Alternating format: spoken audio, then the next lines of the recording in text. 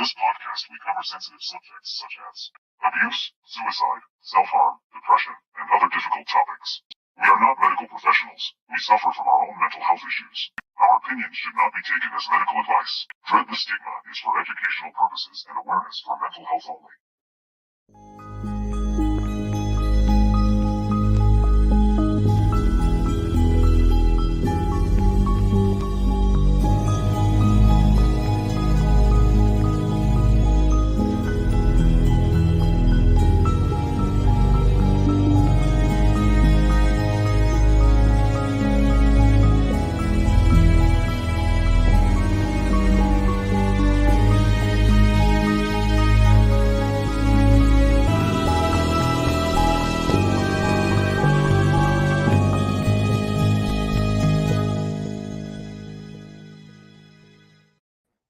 And welcome another Sunday, Dread the Stigma. I'm Modus B. Dreads. We have Lydia Manson, the one who does all of the prep, basically. No. She's the note taker. I'm the mouth. I'm just the big nerd. Well, and it is very much appreciated because you were hinting around at some very interesting stuff that we're going to talk about. We're going to talk about, psychiatric hospitals, the evolution, how they were, how they are now. And we also have a friend of yours met through making films, which is really cool. Very cool. Let's bring her on. Nick, welcome to Dread the Stigma. How are you? Hey. I'm good. Thanks for having me on. Oh, well, I think it's going to be a good conversation. I think it's going to be pretty interesting. I think we're going to learn a lot tonight. Yes, Smithson's Creations. Welcome, buddy. He's like our number one fan. He really is. He really is. I did a little movie with him earlier this year. Good guy. So first of all, we were talking. You're a therapist, Nick. Why don't you introduce yourself? Tell us a little bit about yourself, and then we'll dive right into it.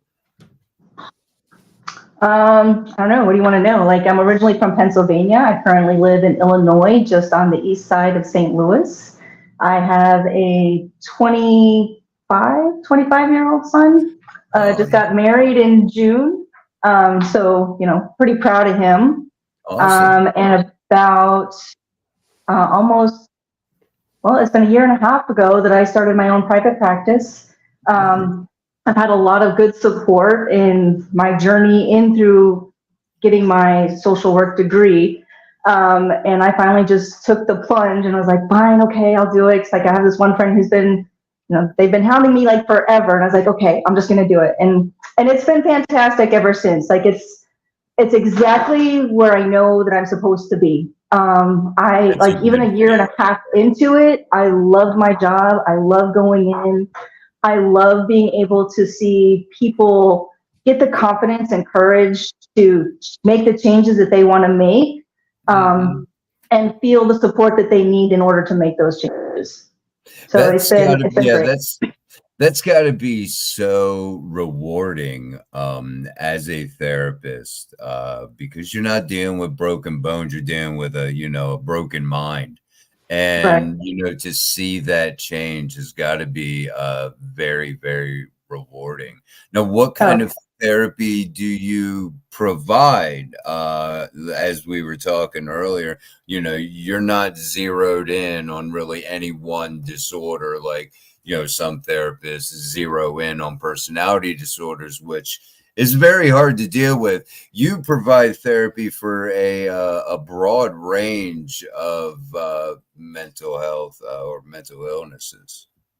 Oh yeah, like some of my first clients, I've had people who were dealing with suicidal thoughts, and like they had just come out of the hospital, and worked with them. Like a lot of what I do is talk therapy, and just providing them a space to be heard.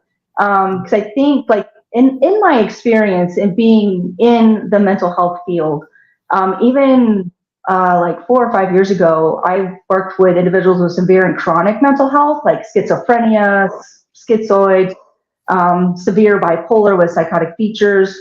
Mm. And the biggest thing there was like they didn't feel like their voice was heard. I've been very blessed to be able to make really good connections really quickly with individuals, just to like let them voice what they need to let out, and then work with them to get to where they want to go. And so with everybody, like I've dealt with people who've had sexual abuse, who have been like cutting, who have eating disorders, who have agoraphobia. Like I even have some older individuals that have lost their spouses, and kind of managing through grief. So like I run the whole gamut on stuff in my office. Well, it sounds like you know, as you said, it's like where you need to be, where you want to be, and that's where you're doing your it's a passion work. Oh yeah. And it is hard to get therapy. I think my and depending on the disorder or whatnot that you're getting therapy for. I know as someone with borderline, as we mentioned, personality disorders are hard. Are hard. Therapists sometimes need therapists to help them through. That's crazy. I mean, do you deal with any kind of personality disorders at all, or is that something a little too involved? So I had an individual who had borderline personality disorder when I first started. I have very strict boundaries within my office. And so she struggled with those boundaries a lot. And so I met with her weekly, and then she had some issues, and we went to bi-week. We were going twice a week. And then, we had lots of discussions about, the boundaries and her being able to abide by them. And she just wasn't. And I ended up having to let her know that I couldn't see her anymore, because she had crossed a lot of boundaries, especially one where she was starting to have romantic feelings for me. And so, I tried to, have her see somebody else, and that just wasn't what she wanted. And she also suffered with alcoholism. And so, then you have the dual diagnosis, right? And so then I was like, well, in order for me to even help you, we first have to get your drinking under control, because I can't do anything until you get the drinking under control. And, I probably saw her for at least 8 to 10 months. And she just wasn't ready. She as you go through the mental health gamut, people will be like, oh, they're just attention seeking. They're attention seeking. Yeah. Well, sure. Everybody's attention seeking. Everybody wants attention. Everybody wants to feel connected, right? Yeah. And so if she's asking for it, what is it that's missing from her life that she's not getting it? And she has to go elsewhere to get it. And, so I just have to be careful about how I fulfill that for her, right? And and she just struggled with it. And if she were to come back, if she got her drinking under control and she were to come back, there would have to be a really long discussion on if I'd take her back underneath my care. But for the most part, because even personality disorders is on a spectrum. I think every mental health diagnosis is on a spectrum. And so it's just figuring out where on the spectrum that person is, and if they have the insight to know that where they're at, and if they want to make changes. And she wasn't ready to make the changes yet. So yeah, the alcohol is never a good thing. I put myself in the hospital, not because I did anything, but I had very strong urges. And I spent about a week there I got put on some medication, and I've been sober ever since. And, you know, pouring alcohol on a personality disorder is gasoline on a fire. So not something you definitely have to kind of cleanse yourself of those things that are clouding you. That way you can attack it sober. Lydia, I got past the mic. I've been talking too much. Well, I was going to kind of like segue into tonight's topic and be like, okay. So how did we get to the point in mental health treatment where we're able to have talk therapy? We're able to have hospitalizations. We're able to have medications help us, because that was not always the case. So in my research, I actually came across, it's called the 4 Cycles of Reform Movement. So this is the history of psychosis treatment. So the first era is moral treatment, and this is from the early 1800s to about 1890. And this was freestanding asylums. And then we go into the mental hygiene movement from 1890 to about the World War II era. And this is psychiatric hospitals and clinics were introduced. And then we go into the community mental health reform period from the end of World War II to about the late 1970s, which is community mental health centers were then created. Now, these 3 movements actually were trying to achieve disability prevention. So they were looking at it as, people that have these issues and are being debilitated by them, they wanted to essentially just cure them. But as we know now, people can live with these issues. Mm-hmm. They don't have to be quote unquote cured. Right. And then we go into present day, which we are in the community support era. So this cycle focuses on treating people with serious mental illness. And this cycle also highlights the possibility of early intervention before your illness becomes a disability. So helping you see that you have these issues before they completely take over yourself. Yeah. Now, inside of these 4 eras, sociologists have also identified a process that social movements have gone through. And it starts with a preliminary stage where people become aware of an issue and leaders emerge. And then we go to I'm probably going to butcher the pronunciation of this word, coalescence stage. And this is people join together and organize to raise awareness and publicize the issue.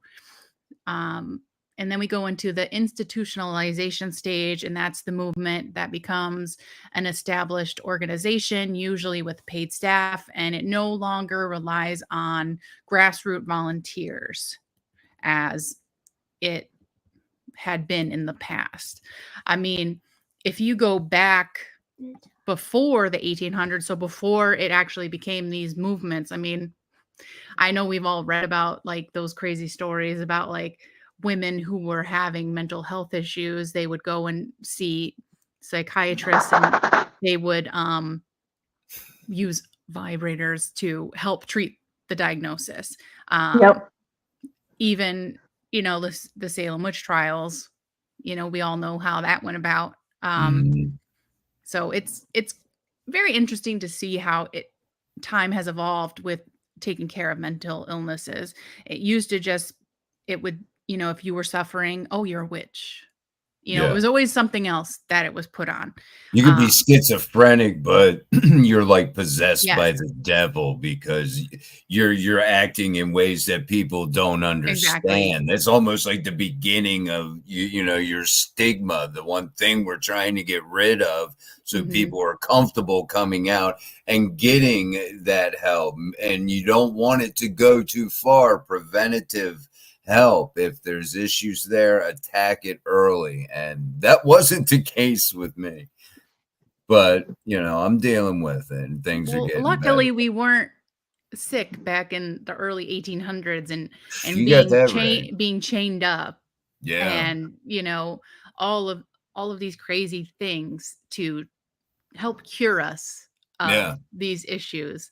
The infamous ice pick through the eye, lobotomy. Yeah. Yes. Oh God, that's just something out of a horror movie. Electroshock therapy. Absolutely crazy, man. Which I mean, bloodletting.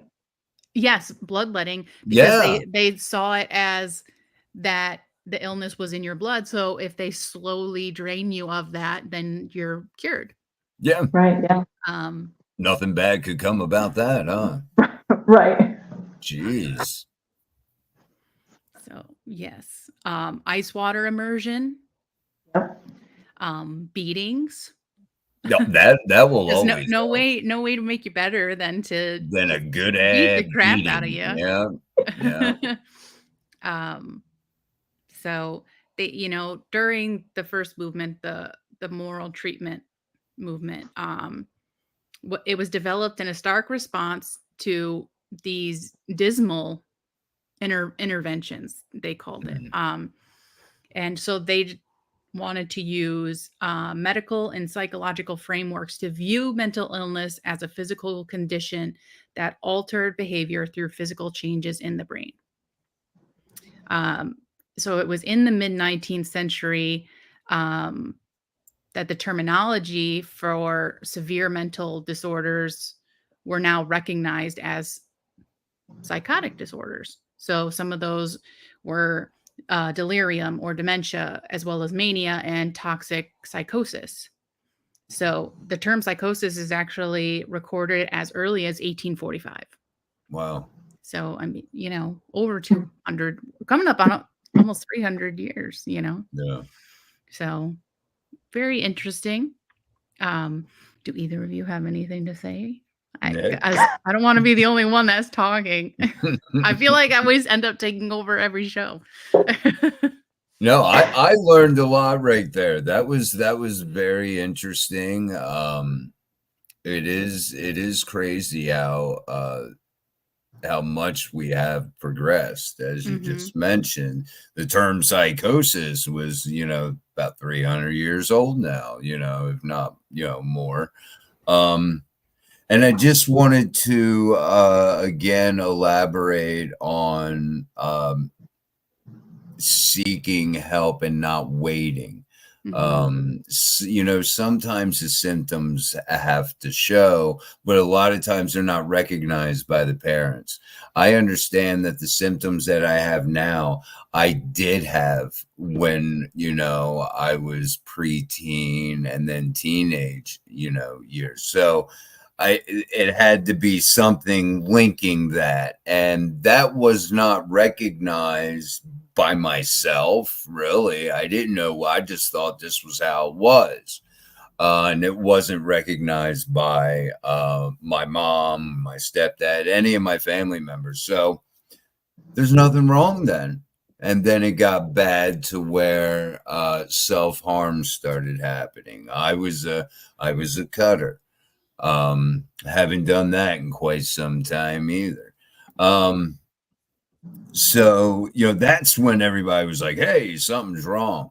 But I had already gotten, you know, waist deep in this, and then still did not have any kind of continuous therapy and using that. What would it be? The community era there? Is that what it was, where you have like you know, like we kind of have now, the therapist and yes, we're in the community support era now. Yeah. So it is important to catch these what could turn out to be, uncontrollable, and have to go to drastic measures, and have to possibly rely on medication. I'm one of them. There's no shame in it. It's helping me. It may not help the next person. We're all different. Speaking of the community part of it, and therapy, and this is obviously directed towards you, Nick. Do you, I know after COVID, there was that's where the telehealth thing all started, coming about. I wanted to ask you about that. Do you offer that? And then I wanted to ask,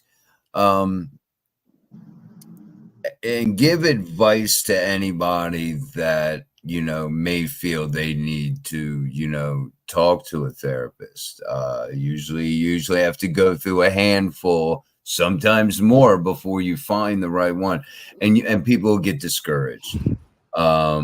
What advice do you have for that? And do you do a lot of telehealth, or is it all in person? So where I'm at now, I do offer telehealth. For me, it's a little harder when doing telehealth, but I do offer it because, like I said, I do have a couple of people who have agoraphobia, so they struggle to come out of the house, right? So we're working on that. I find it easier to get a better connection with an individual when we're sitting across from each other. Yeah. And so what I tell people the first time that I meet somebody or they come into my office, like I have a little spiel, I let them know how I do my therapy because I'm a pretty straight shooter. I don't sugarcoat anything. I let them know that we're in here to make changes. And if we're not ready, then we need to really think about what we're doing. And I let them know too, I don't want them to be embarrassed. I don't want them to worry about my feelings. I don't need them to worry about me at all because this is about them. And that, I've lived some life, and so that there's not a lot I haven't seen or heard. And I also tell them that if they don't feel like we're having a good connection, to let me know, because I am not there just to collect money. Yes, it may be my job, but what is important to me is that they find somebody that they find a connection with in order to make the changes that they want to make. Absolutely. I often tell them that finding a therapist is kind of like dating. You need to find somebody that you really connect with. And if it's not me, that's fine. You're not going to hurt my feelings. I need you to find somebody that you feel comfortable talking to, and making the changes with, and who you feel supported by. Because it's just a scary thing to make that very first appointment. Yeah. And I thank them for that, for stepping up and taking care of themselves. And that if they need my assistance to find somebody that they feel comfortable with, if that's not me, I provide that. Because it's a hard thing to find somebody that you can find a good connection with. So. Yeah, I actually just went through something similar. I finally found somebody that a therapist that was a good fit as far as the type of therapies that they handled, and one being personality disorder. So DBT and CBT was the direction I wanted to go. Because fortunately, as hard as it is to live with BPD, it's very, in a sense, curable. People can go back and without the use of a lot of medications. I've major depressive disorder, so there's some mood stabilizers in there. But I completely forgot where I was going with this. Well, it isn't that good. Somebody that we have to thank, her name is actually Dorothea Dix, and she is, I would say, the main reason that we have mental institutions in every state now. Mhm. So back in the moral treatment era, so that this is the first one. So we're talking about early 1800s. Um, Asylums were privately owned. So we all know privately owned. There's no regulations.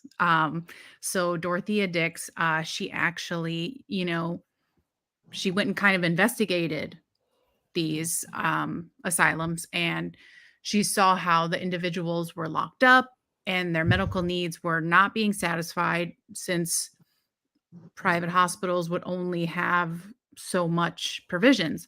Mhm. Um, and it was during her time at East Cambridge East Cambridge prison that she visited the basement, where she encountered that there was 4 mentally ill individuals whose cells were just dark and bare and the air was stagnant and foul. And she also saw that, these individuals were being labeled as loony paupers, and they were just locked up with violently deranged criminals and were just receiving inhumane treatment. Like we were saying, they were being chained, they were, being cut to let their blood out that people were viewing as toxic. Um, so she saw that these privately owned asylums were unregulated and underfunded, and this was just not working. So she made it her mission to kind of help along that. So we have her to thank that there are not that back then, even that each state had at least one uh, federally regulated, I guess you could say, asylum, so that they were actually helping. Um, so she had the her plea was to provide moral treatment for the mentally ill, to make them feel like they were actually people. And like Nick had said earlier, that people just want their voices to be heard. Mhm. Um, so she had 3 core values, and that was modesty, chastity, and delicacy. Um, and she was kind of like turned down a lot on her, I would say, road to getting this done. Um, and it wasn't um, until she was able to give an example to the Senate of a man who was formerly a very respected legislator and jurist, and he ended up suffering. He kind of went on a mental decline, and he fell into hard times in his old age. And when Dorothea went to visit him, she discovered that he was just lying on a small bed in a basement room of the the county asylum, and he didn't even have necessary comforts. Uh, and what she wrote about this man was this feeble and depressed old man, a pauper, helpless, lonely, but he was conscious of his surrounding circumstances and not wholly oblivious of his past. So he understood that he had come from this prestigious um position as a respected legislator, and now he's Mhm. just this feeble old man. So Dorothea, talked about this, and it wasn't until she had done this that the Senate finally realized. So her resolution to authorize an asylum passed the very next day. So, we really have her to thank for Yeah. that cycle of reform in mental illness and treatment. So, Mhm. it goes to show that, one person, we always say, oh, I'm just one person. Like I can't do anything. Right. You are one person, and you can make a difference. It's difficult. She tried for years. And she not only through the US, she was in Europe, spouting these same ideals. She even was in Rome and speaking with the Pope. So it just goes to show that one person can help worldwide. So I thought that was very interesting. Yeah. If anybody is interested in reading up on Dorothea Dix, I highly recommend it. Very interesting person. She ended up um, being a Civil War nurse. So she not only helped mental health, she also was on the battlefield, Right. right in there, so she not only it's also said that she was suffering from a very depressive, she had severe depression. So, And I'm sure even being through all that, she was still helping people. So right. it goes to show that, back then they thought that, oh, you had these issues, you're disabled, but Yeah. she was a real person, like, dealing with these issues and still able to do all of this. And now I look at myself and I'm like, oh my God, like, some days I feel like I can't do anything. And she was out here saving the world. So Yeah, well, and you know that she also had to suffer some PTSD, I would think, what we call PTSD now from being on the battlefield. That's so prevalent now with our military. I can't imagine that it was, much different back then. They're still witnessing horrible, horrible things. So yeah, I mean, the conditions. I mean, I've seen pictures and documentaries. I read, reading some articles about it, and it is just insane what they thought would cure the insane. And if I'm not mistaken, in the early 1900s, maybe around 1920, there was a sterilization program for those that were either like physically handicapped, maybe had Down syndrome, if people were getting it back then, or just having a mental illness, and there were sterilization programs to off these people. And that stopped. So I guess they figured, well, let's erect a building and throw them in there and do basically the same damn thing. So yes, Gloria did a great thing there, and turning that mental health system around, because it still could use some help, I think. Nick, you're shaking your head. Yes, pretty strong there. What do you think is needs to be changed? What direction are we going? In the right direction, the way mental health laws and whatnot are? So like I can speak to the aspect of like the medication side and like just the care side of it, because that's where I've been for a lot of years. Even like, so, like I said, I live just outside of St. Louis. And right now we're really struggling for individuals that need a psychiatrist to find a psychiatrist. Right. And so like we have a lot of individuals who could possibly benefit from trying medication to see if that's going to work.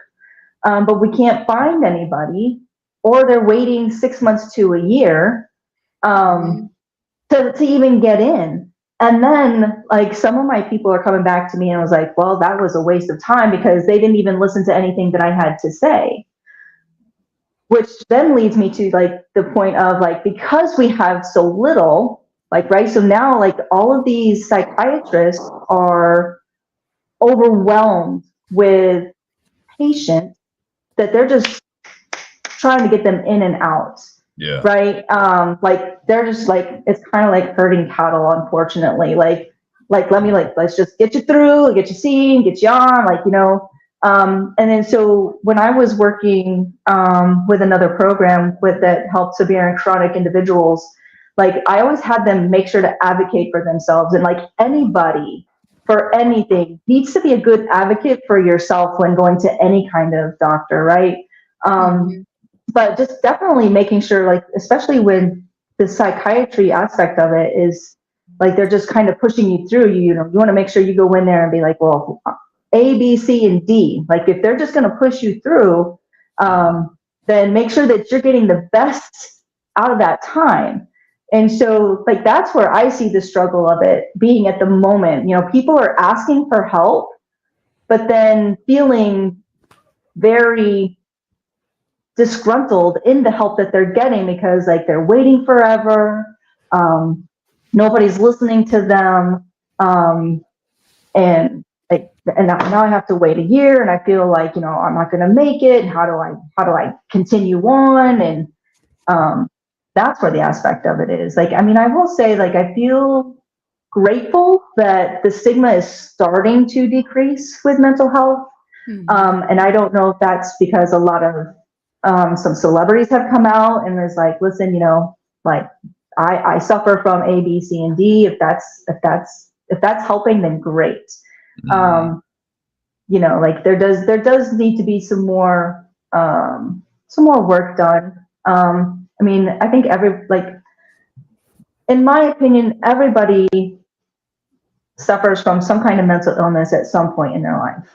Yeah. Like, right. Like it does not have to be like the word mental health does not have to signify, in my opinion, something severe and chronic.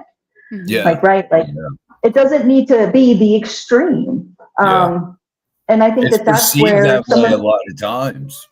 Yes, I agree. I mean, like I myself, like, it's almost been 4 years ago. Like, I struggled with my own mental health and was ready to take my own life.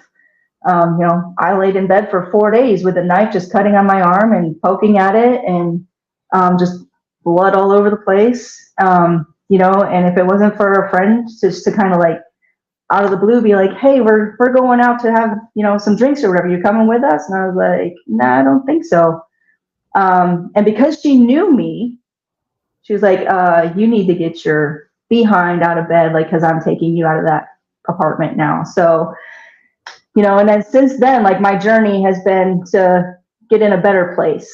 And I think some of even that has helped me in making some of the connections that I make even with my clients, because like, I've kind of been there. Yeah. I've been there, and I can empathize and sympathize with them and provide a listening ear, and they're not thinking, well, this person doesn't even know anything with how this even feels.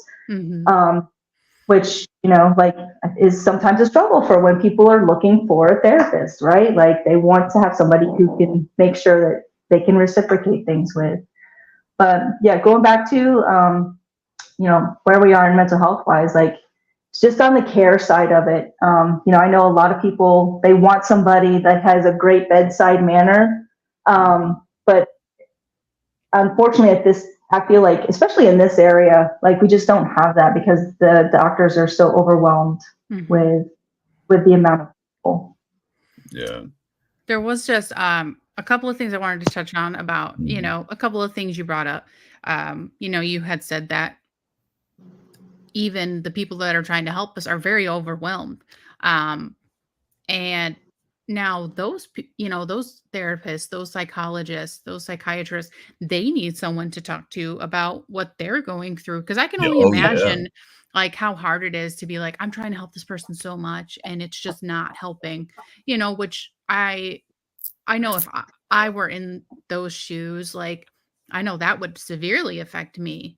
Because it's like, I'm trying to help, and I don't feel like I'm getting anywhere. Yeah. So then, then those people need the help as well. Not that they're suffering from an illness so much, but that they now need their voices heard. Right. And then, you had also talked about how your friend who knew you reached out to you. And I know I always text you about this because Nick will always post about how, like, probably every couple of weeks or so, she would post that, oh, I'm at Red Robin with my friend.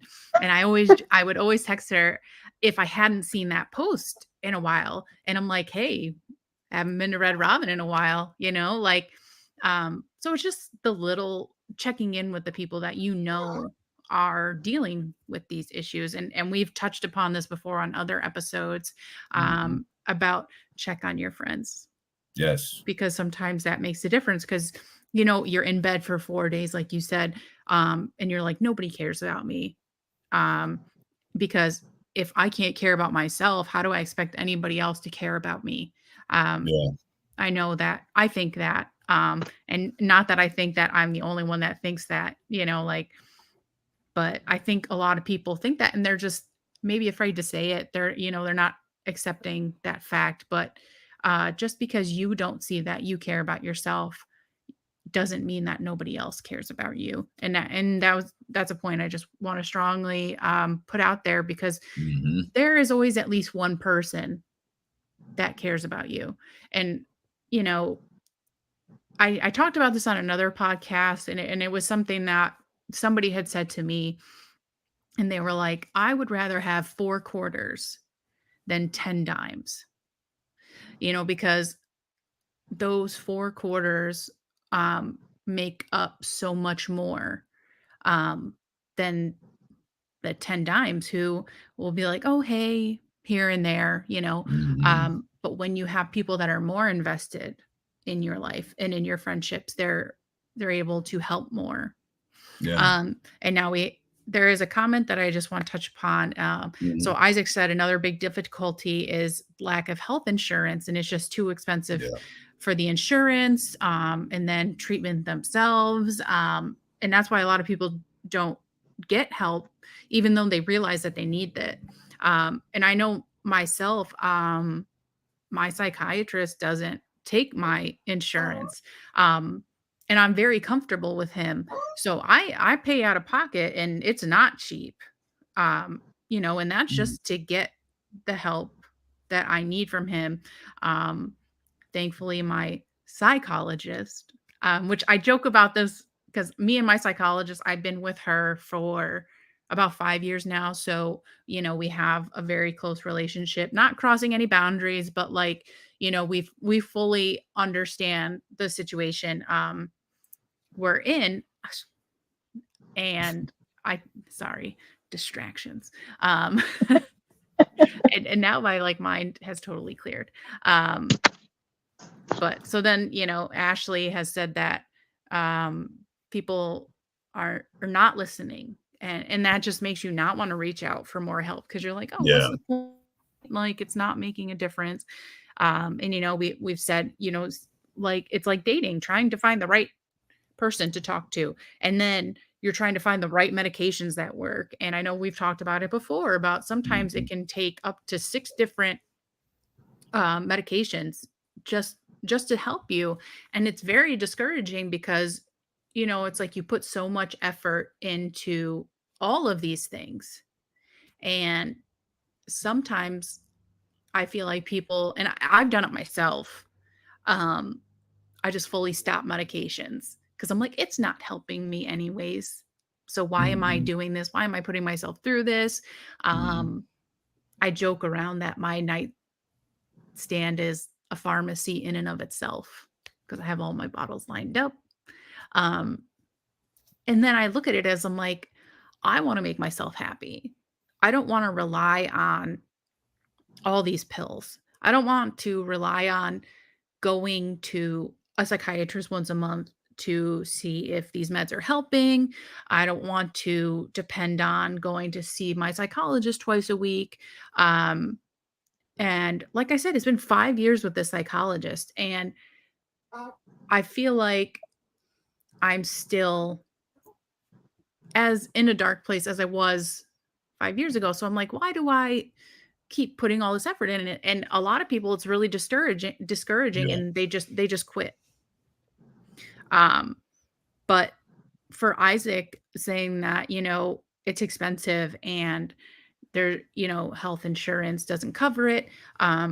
So I just want to, we have the banner that rolls across our podcast all the time. You can call or text 988, and it's free. Yeah.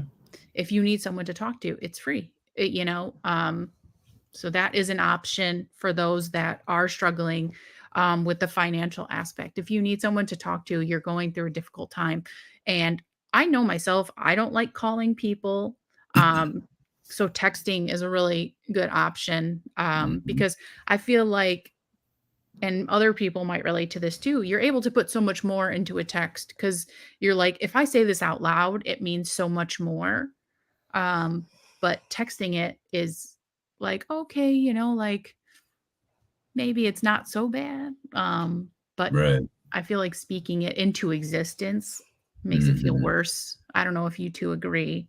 Well, I think for like today's generation, right? Like texting is a fantastic thing. Mhm. Because I feel like the teenagers are able to express themselves so much more through a Mhm. text, or feel like they just that's their mode of communication, Yeah. right? Um, so like depending on I think depending on how you grew up, like I mean, I enjoy texting most times now just because like I do a lot of talking throughout the day. And so like I Which just is get what tired of which is what talking. we do, you know? Right, We'll sit right. there. We were like one time we were texting till like what, 1 or 2 o'clock in the morning, Oh, yeah, you know, yeah, because we were both just crazy. having Right, issues. And, right. it's good that we both are aware of that. Um, and then I think it's funny because like when we do have those text conversations, we both say to each other, like, oh, I should check in more. Like I know we have both said it to each other. Um, Yes. So it's, Ashley's even commented and said, check on your friends. It's important. It is, It's like, very important. even if it isn't as much as you want it to be, like I always feel bad because I'm like, oh, I should check, I got to text Nick and check on her. And then it's like something happens and you get distracted and you don't Oh, do it. yeah. Life happens, like, right? That's It the does. struggle sometimes. Life continues to happen, especially when you have a family, like even outside of my job, like I do umpiring for Mhm. girls fast pitch. So sometimes on the weekends, I'm like super busy. And so, and I don't get home until late. Like I don't sleep. And I'm also a person like I'm not going to bother somebody because I don't know what their sleep schedule is. Just because I only get 3 to 4 hours doesn't mean that somebody else is able to get a heck of a lot more. Wow, you get But 3 or 4 hours? yeah, yeah. That's a lot for me um, anyway. right. No, I was But suffering from I terrible insomnia, you know. Klonopin has helped me a lot with sleep. I yes, know okay. a lot of people it's a very controversial medication. Yeah, But it has helped me in that aspect, so I am happy about that. I know it's not something that is supposed to be used long term. I've been on it for probably 6 months now. Um, but me and my psychiatrist, have seen that it's working. Hmm. Um, and I felt I joked around about, and I know I shouldn't joke, but like we have dark humor to deal with these issues. it seems Um, like, yeah, everybody, suffering has some kind of dark humor. I mhm. make fun of myself all the time. Well, that's, Okay. and what was it? Robin Williams. I know we always see that meme where it's like the people that make people laugh the most Yeah, are the ones that are suffering the yeah. most. Yep. And I had saw my psychiatrist earlier in the week. And up until now, I was seeing him once a month for about the past year or so. Um, and when we went to make our next appointment, he was like, "Yeah, I think I'll see you in 3 months." And I was just like, "Oh my god, am I getting better and I don't realize it? Like, I don't ever see you for 3 months. Did I make an improvement that even I don't know?" Um, because I'm sure both of you have seen that people on the outside see a different version of you than you see yourself. You're Absolutely. like, "I'm not getting any better. I'm in this dark hole that I can't get out of." Um, and then I had somebody even comment, they're like, "It feels like you're doing better." And my psychologist, so I see her a lot more and talk to her more. She was like, she was like, "I've seen a big improvement in you." And I'm just like, "Really? Really? Mm, is there?"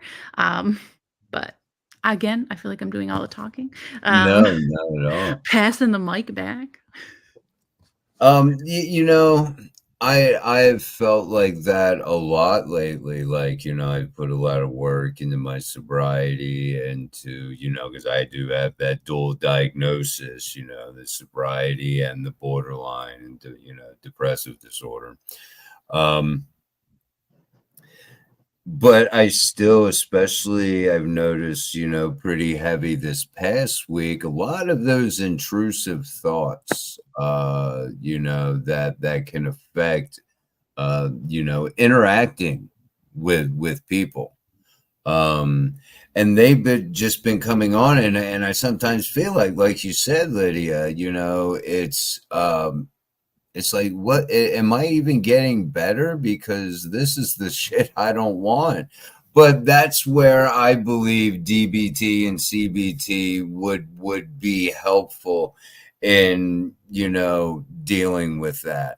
But it comes in spurts, and you do kind of feel like, just like having to go through so many therapists can really discourage a person. Like, why do I keep doing this? I keep failing, and that's a huge thing for me. That brings on a lot of anxiety, fear of failing.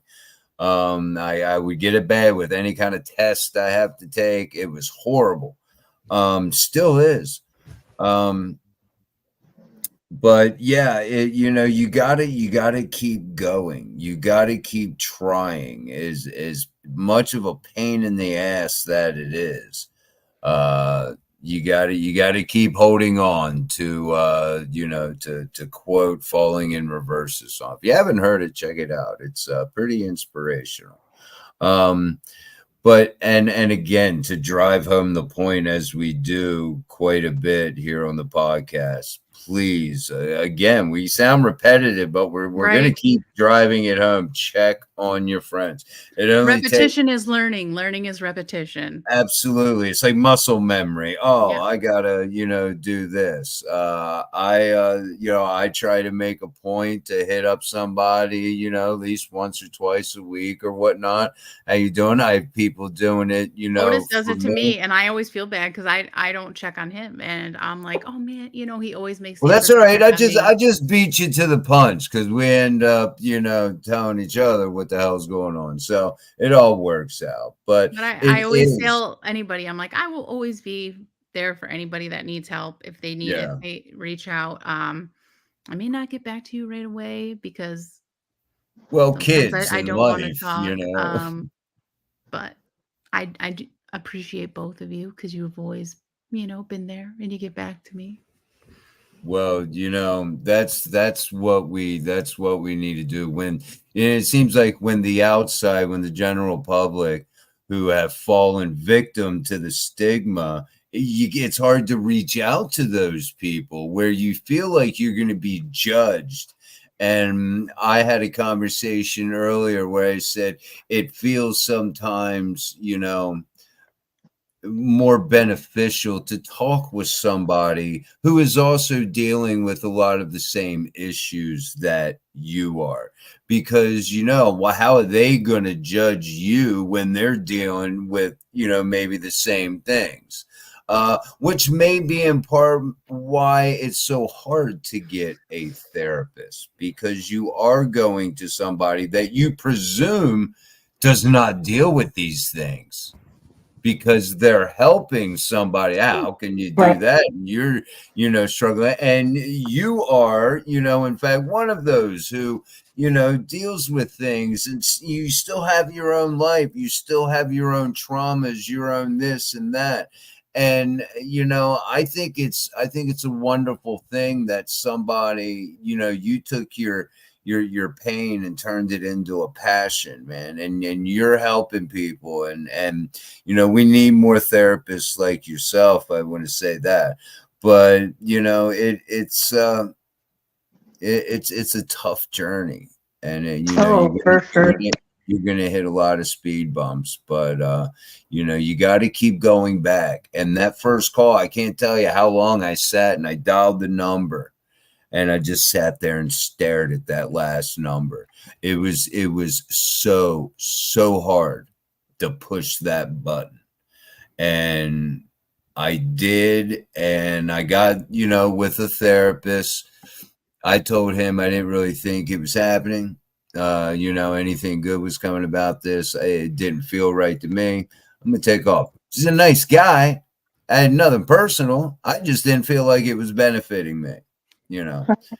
But that did start me on a journey in which at a slow pace that got me to where I am today.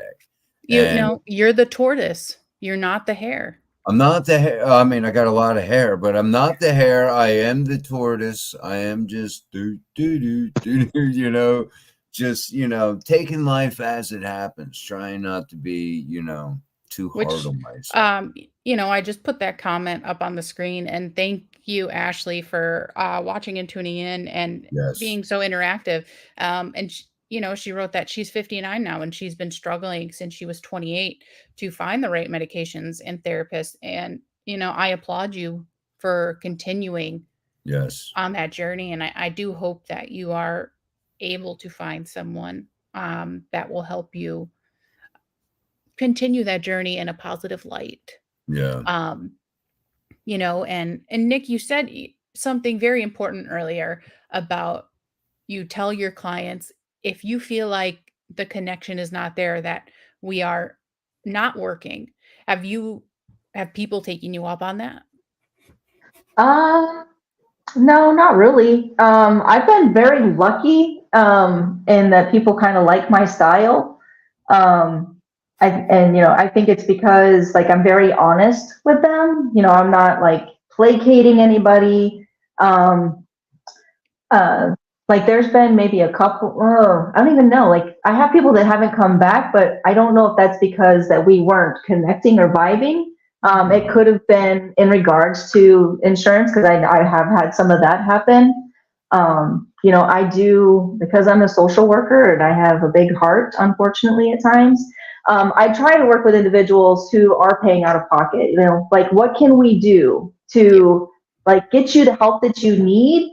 But then I kind of, like unfortunately, it's my living, right? So like, how can we make this an even balance? Yeah. So I sit down with people and we talk about their budgets and what can they afford and for how so that way, like I'm not trying to like create more stress on somebody who's already trying to manage some mental Right. health stuff, right? Because Yeah. I mean, our journey is a marathon, right? It's not a sprint. So we have to be able to pace ourselves and find out where that balance is and that importance.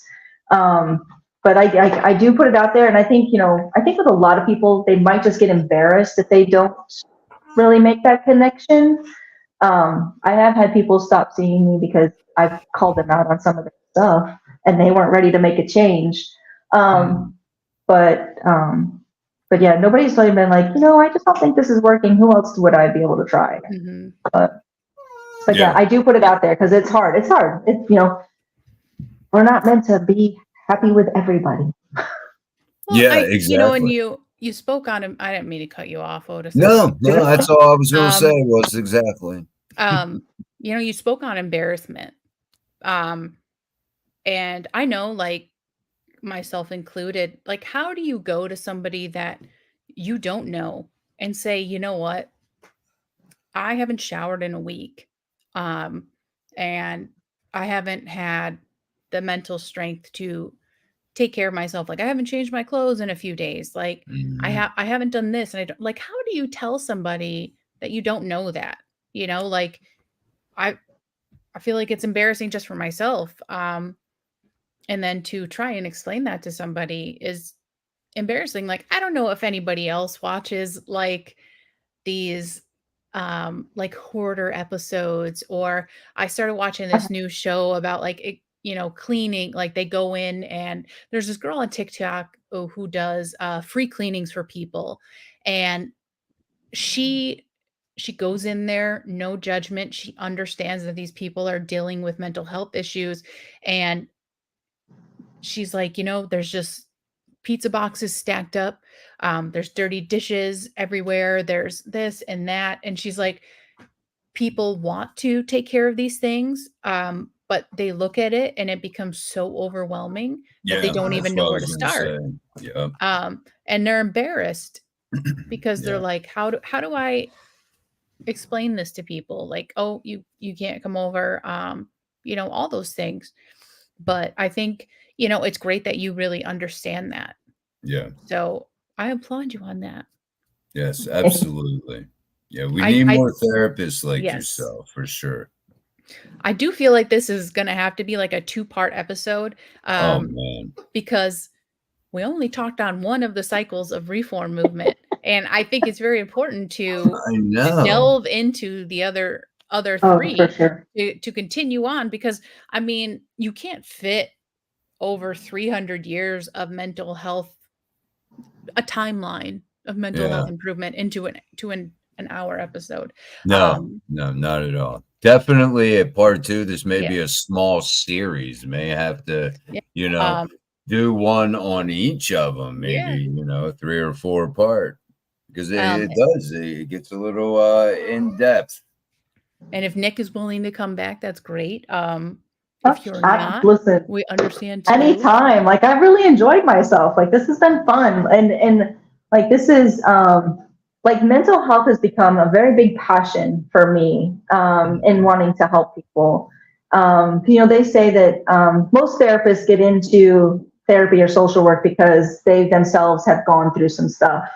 And so, for me, that's definitely the case. I have some stuff in my childhood that I've been struggling with, and I've always wanted to be there for somebody that I needed for me, Yeah. and that's what drives my whole thing. There's so much, like the CBT, the DBT, like there's all those therapies out there.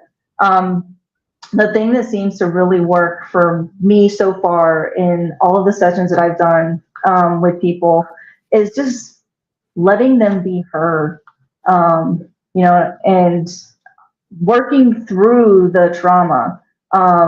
Because there's been so much where, like, you go through it and nobody wants to talk about it.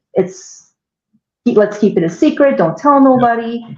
And that's so unhealthy, which is why I was where I was 4 years ago, ready to just, check out. And I put a lot of work into myself, and then being a therapist, you can't provide services and not do them yourself, because then I just feel like a big hypocrite. So, Yeah, exactly. yeah. It kind of forced you, to do it for yourself. Oh yeah. Mm. Yeah. Yeah, Ab- this will definitely we'll definitely have to do a 2, 3, 4-parter, whatever it takes to Yeah. get through this, because this is very interesting. We've been talking about the community part, right? oh, Is that right? Where We we're at? talked about the moral treatment era. So then the next part would be the mental hygiene movement. Okay. All So right. I think it would be interesting to delve into that. Yeah. Yeah. You have to send me some links where you're getting your info. I need some sources. You need notes. I do. God, I'm so horrible about that. I will say, I did not write out my notes today. Mm. So I was, looking at the websites. I was getting my information. No, Um, yeah, it so I works. have to get back to writing my notes, because I feel like when I'm looking at these websites, I'm like, oh, it doesn't flow with what I'm saying. Like, but my notes I can put into order of what right. needs to be said. Um, I wrote down so notes and I just got like all over the place, because I went from, like, I found what you were talking about in regards to, like, the mental hygiene, right? Like in the Civil War. But then I started getting on this kick of, like, um, Pavlov's theory with the dog. And then I went down, yeah, like, what do I have? Like the hierarchy of needs. I was like, well, I've gone off onto left field. that I start to joke around, because my psychiatrist said ADHD. So now I don't know if anybody's watched the show Mom, but one of the main characters, she starts going to therapy like later on in life. She's mid 50s, I think. And he diagnoses her with ADHD. And after that, it becomes an ongoing joke. She was like, oh, it's because of my ADHD. Um, and I joke around too, and say that. I'm like, oh, it's my ADHD, that I didn't get this done. Even yesterday, I was trying to like deep clean in my house, and I had started a project in like several different rooms. And I'm like, I feel like I've gotten nowhere. And I'm like, I was doing stuff all day, and but I was so spread out that I'm like, it didn't look like I did anything. Um, so for those who are suffering, just because you're doing little things in different areas doesn't mean that eventually it's all going to come together. Yeah. Right. The first step is getting up and doing stuff. Mhm. That definitely helps. And there's definitely going to be days where you just want to lay in bed, and that's okay. Yeah. There's That is nothing okay. wrong with that. That That's comes right. straight from a therapist. There you go. There's nothing. Take Yes. that Right. day. Just laying around doing nothing is Right. self-care, as you were alluding to Absolutely. earlier. Yeah, Yeah, that's it's very self-care. important to rest. It's very important to rest. Like I think like in society, we're just so pressured to like be on the go all the time. But when do you rest? When do you let your body rest and then just enjoy in the moment? Yeah, because people look at you Absolutely. as being lazy. And you're Yeah, Oh, like, absolutely. I'm not lazy. I'm like, I literally have nothing more to give.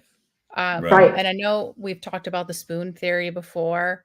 Um, and for those who are not familiar with it, the spoon theory is, say you start off the day, you have 20 spoons. Um, and just getting up out of bed and brushing your teeth takes 10 spoons. So now you have 10 spoons for the whole rest of the day. And that includes, getting dressed, making a meal, trying to get any type of work done that you need, whether it be your job, or just things around the house, and once you're out of spoons, you just have nothing left to give that day. So you said it's important to rest, and sometimes that's what you have to do. You Mhm. can't pour from an empty cup. No. Correct. Um, As my mom would say, you can't pull blood from a turnip. Correct. So, that is the first time I've heard that one. yeah, Oh, it's a good one. it is a I good use one. it. I use it all the time, especially when it comes to paying bills.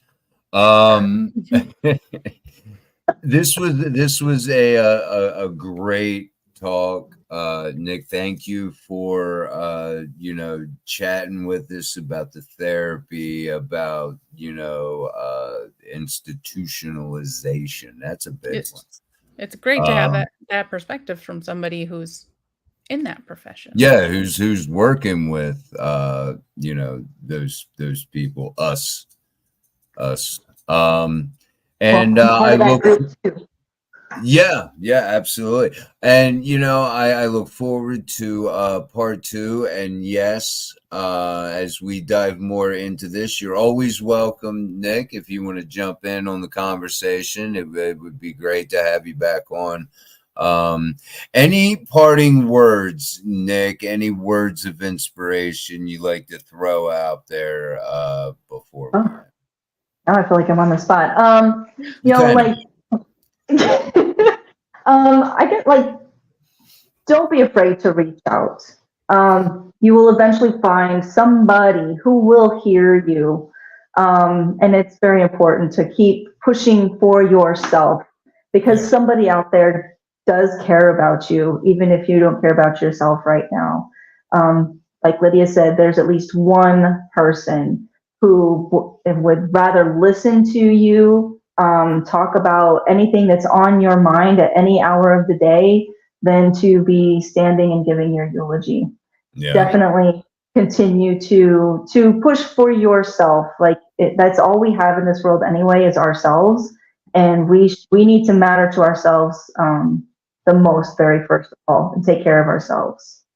Absolutely. Great words of advice. I know my mortality comes more into play the older you get. You start thinking, you're on limited time. But another great show. Thank you again, Nick. Lydia, any parting words? Just realize that there are options out there for you as simple as a text to 988. Could make a huge difference. Absolutely. Um, I did it. I know. so I think that's important. You know, and Nick, you said you offer telehealth a lot of therapists are doing that. So it's as simple as, you know, a quick Google search Mhm. of there's a lot of apps I think now that are out that, you Yep. know, it's just somebody who, you know, will talk to you over the computer. You don't, you know, like Sean had said in one of his comments that agoraphobia was a huge thing for him. So Mhm. getting out of the house to find help, you know, some people just can't do. So I think it's great that we have that opportunity now, in the evolution of mental treatment, that we've reached that point that we have this. So Yeah. thankfully for technology that we have that. Yep. Technology, a double-edged sword. And before I Yes. hit the old outro, the only thing I want to say, and I'm gonna say it again: check on your friends, check in, see what's up, and trust me, you may live to regret it if you don't. Hmm. You never know. So check on your friends. We'll see you in 2 weeks.